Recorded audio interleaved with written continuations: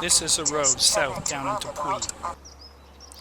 As you arrive at the bottom of the valley next to the sea, you'll see the Royal Regiment of Canada monument on the right-hand side.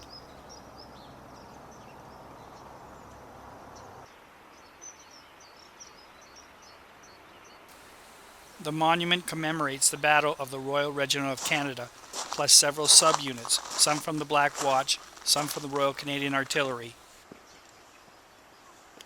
This battle took place on the beach, codenamed Blue Beach, was part of the Jubilee operation, or the raid on Dieppe.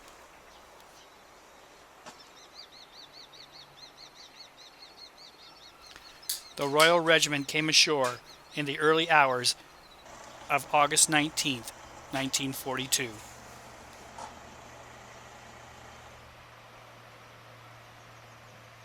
There is plenty of parking, and you'll find it just by the seawall, next to the monument. From here, Dieppe is just around the headlands that you see in the distance.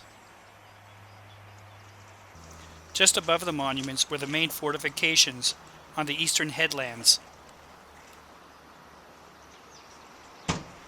They consisted of 4 concrete emplacements that dominated the beach. The men endured murderous fire that came from these positions. The headlands in this area rise 150 meters from the beach. The valley at Puy provided the only exit point for a flanking attack in support of Operation Jubilee. The regiment that day came ashore at high tide. The beach in this area is only about 250 meters wide.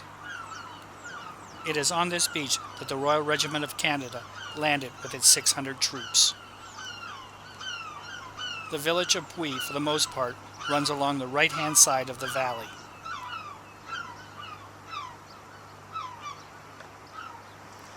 A 12-foot seawall rises up from the beach. During the battle, members of the regiment sought refuge at the foot of the seawall. During the battle, high tide would be at the watermark where the beach and the pebbles meet. You can see by this that it would be quite a crowded area for all the LCAs and the men to disembark and assault. The main fortification on the German beach was the white summer house above. You can see it had an unobstructed view of the beach and allowed firing down the entire seawall. You can also see here another fortification below the white farmhouse. In all, the Germans had 4 fortifications on this particular ridge. At the seawall, there were only 2 exit points. The men sought the protection of the seawall. In reality, it provided very little protection. The men needed to clamber over the wall. At the time, the top of the wall was covered by barbed wire. You are now on the west side of the valley, looking back across to the eastern headlands.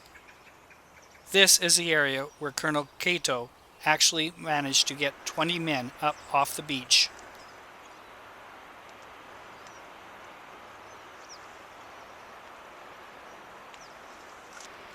C and D Company of the 2nd and 3rd Wave landed below this cliff.